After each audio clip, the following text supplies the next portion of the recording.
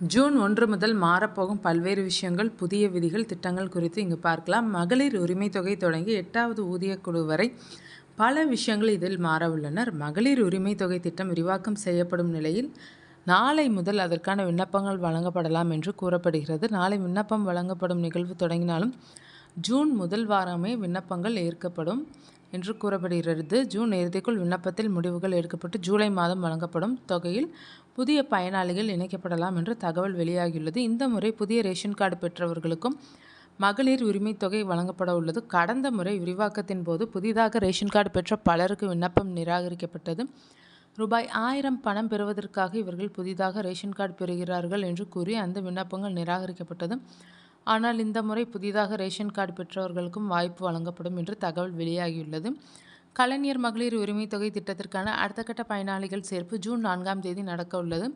தமிழ்நாடு முழுக்க இதற்காக கேம்புகள் அமைக்கப்பட உள்ளனர். மொத்தமாக 9000 இடங்களில் இதற்காக கேம்புகள் அமைக்கப்பட உள்ளனர். தமிழ்நாட்டில் தற்போது 1,25,00,000 பெண்கள் மகளிர் உரிமை தொகை திட்டத்தில் நேரடியாக பயன்பெற்று வருகின்றனர். இதில் கூடுதல் பயனாளிகள் சேர்க்கப்பட உள்ளனர். அதன்படி கூடுதலாக 10 முதல் 15 லட்சம் பேர் வரை இந்த திட்டத்தில் பயனாளிகளாக சேர்க்கப்பட உள்ளனர். அதன்படி இந்த பயனாளிகள் எண்ணிக்கை 1.45 கோடியாக உயர்த்தப்பட உள்ளது. 8வது ஊதிய குழு நியமனங்கள் தொடங்கிவிட்டனர். 8வது ஊதிய குழுவில் ஆலோசகர்கள் உட்பட 42 காலியிடங்கள் மற்றும் தலைவர் பதவியை நிரப்புவதற்கான செயல்முறையை அரசாங்கம் தொடங்கியுள்ளது.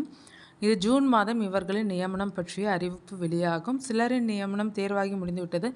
ஆனால் எல்லோரின் நியமனம் முடிந்த பின்பே அறிவிப்பு வெளியாகும். 8வது ஊதிய குழு காரணமாக அரசு ஊழியர்களின் சம்பளம் பல மடங்கு உயரும். எந்த அளவிற்கு அரசு ஊழியர்கள் சம்பளம் உயரும் என்று இங்கே பார்க்கலாம்.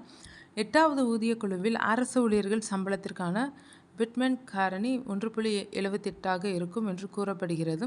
இதனால் சம்பளம் வெகுவாக உயரும் என்று எதிர்பார்க்கப்படுகிறது. இந்தியாவில் மத்திய அரசு ஊழியர்களுக்கு 8வது ஊதிய குழுவில் வழங்கப்படும் வீட்டு லோன் கடன் புதிய உயரத்தை அடையும் என்று எதிர்பார்க்கப்படுகிறது. தற்போது 7வது ஊதிய குழுவின் கீழ் 25 லட்சம் வரை 7.44% வட்டியில் வழங்கப்படுகிறது. இது 30 லட்சத்திற்கு மேல் வீட்டு கடன் வழங்கப்படலாம். ஆனால் அதே வட்டி சதவீதம் நிலவும் என்று கூறப்படுகிறது. இதற்கான ஆலோசனைகள் நடந்து வருவதாக கூறப்படுகிறது. தங்கம் விலை ஜூன் மாதம் 1 லட்சம் ரூபாயை அடையும் வாய்ப்புகள் உள்ளனர். தங்கம் விலை 10 கிராமிற்கு 1 லட்சம் ரூபாயை மீண்டும் நெருங்கி வருகிறது. இந்த நிலையில் மக்கள் பலரும் தங்க காயின் வாங்குவதில் ஆர்வம் காட்டுவதாக நகை கடைகள் தெரிவித்துள்ளனர். JP மார்கன் நிறுவனம் தங்கத்தின் விலை அவுன்ஸ் ஒன்றிற்கு $4000 வரை உயரும் என்று கணித்துள்ளனர். ஏப்ரல் மாத தொடக்கத்தில் 2025ஆம் ஆண்டின் 4ஆம் காலாண்டில் தங்கத்தின் விலை சராசரியாக அவுன்ஸ் ஒன்றுக்கு $3675ஆகவும் 2026ஆம் ஆண்டின் 2வது காலாண்டில் $4000 அவுன்ஸ் அளவை தாண்டும் என்றும் கணித்துள்ளார். இப்போது தங்கம் விலை அவ்வப்போது சரிவது போல தோன்றலாம். ஒரு சில வாரங்கள் வேகமாக சரிவை சந்திக்கலாம். ஆனால் கண்டிப்பாக தங்கத்தின் விலை அவுன்ஸ் ஒன்றிற்கு $4000 வரை செல்லும். நாம் நினைத்து பார்க்க முடியாத உச்சத்தை தங்கம் அடையப் போகிறது என்று JP மார்கன் நிறுவனம் தங்கத்தின் விலை குறித்து கணித்துள்ளது.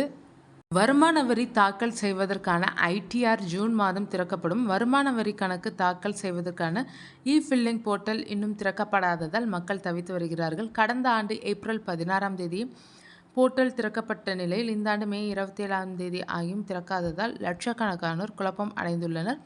வருமான வரி கணக்கு தாக்கல் படிவத்தில் பல மாற்றங்கள் செய்யப்படுவதால் தாமதம் என தகவல் வெளியாகியுள்ளது.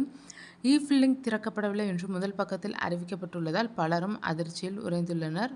வருமான வரி தாக்கல் செய்வதற்கான கால அவகாசம் தொடங்கியுள்ளது. 2024-25 நிதியாண்டிற்கான வருமான வரி அறிக்கை படிவங்களை வருமான வரித்துறை வெளியிட்டுள்ளது. ஃபார்ம் 1 மற்றும் 4 வெளியிட்டுள்ளது. ஆனால் எல்லோருக்கும் இந்த ஃபார்ம் இன்னும் வெளியாகவில்லை என்பதுதான் சிக்கலை. இன்னும் இ-ஃபில்லிங் திறக்கப்படவில்லை என்பதால் ITR தாக்கல் செய்வதற்கான கடைசி நாள் செப்டம்பர் 15ஆம் தேதியாக நீட்டிக்கப்பட்டுள்ளது.